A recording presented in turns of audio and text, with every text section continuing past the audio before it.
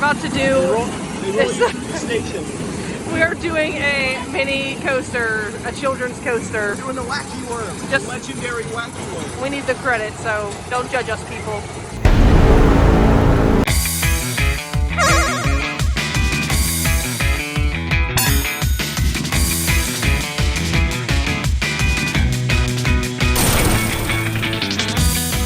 Tucked in the mountains of central Pennsylvania, DelGrosso's Amusement Park is a small but incredibly charming park geared towards families and their children. Yes, that's DelGrosso's as in the spaghetti sauce company. They've owned and operated the park since 1946, when it was known as Bland's Park, named after the family that established it. DelGrosso's is divided into two halves, separated by the road that travels between them.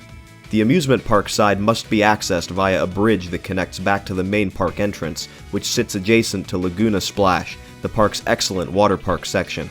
Although it has developed a reputation for having mostly family attractions, DelGrosso's does have two roller coasters that enthusiasts can seek out.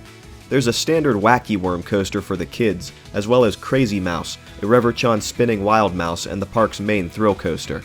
So you heard that right, Pennsylvania has two Reverchon wild mouse coasters. One is indoor and one is outdoor. Take your pick. Although these two coasters would make for a lackluster coaster lineup anywhere else, they work well at DelGrosso's due to the park's small size and target demographic clearly not being coaster enthusiasts. However, there was a point when the park almost tried to attract more thrill seekers to its gates, and the coaster they chose may surprise you. Before that though, let's take a quick trip down to Memphis, Tennessee for a visit to Libertyland. Some of you may be familiar with this park, but in case you aren't, here's a brief refresher. Libertyland opened in 1976 on the site of the Mid-South Fairgrounds, where the fair had operated for years prior.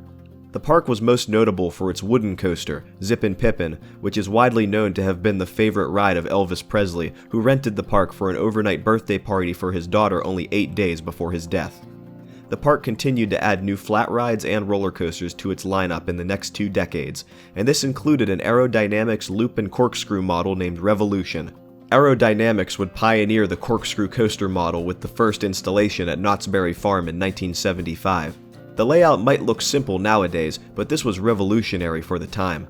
Aero pushed their limits further with Cedar Point's Corkscrew in 1976, which became the first coaster to feature 3 inversions, and the theme of 3 inversions would continue to Libertyland in 1979, when Revolution opened to the public. The layout was more compact when compared to Cedar Point's Corkscrew, but the same 3 inversions were present: a vertical loop and a double corkscrew. Revolution would operate at Libertyland until 2005, when the park sadly closed its doors, citing increasing financial difficulties. For the next several years, the park would sit abandoned as rides were sold off and removed, and most would thankfully be relocated to other parks. Zippin' Pippin's layout was resurrected at Wisconsin's Bay Beach Amusement Park in 2011 as a new iteration of the classic coaster, which continues to operate. Revolution, however, would be sold at auction for a grand total of $55,000 to an unknown buyer. From there, the coaster would be dismantled and shipped away. In 2006, roughly a year after Libertyland closed, families driving to DelGrosso's park may have noticed pieces of strange white coaster track in a storage lot about a half-mile away from the park. There was no question about it, DelGrosso's had been the unknown buyer that purchased Revolution. This was a big deal, especially for a park of this size, and having the largest coaster in the park go from a wild mouse to an aero looper was quite the drastic step up. With its 70-foot lift hill, Revolution would no doubt tower over nearly every other attraction at the park. The main question on everyone's minds at this point was of course when some sort of announcement would be made.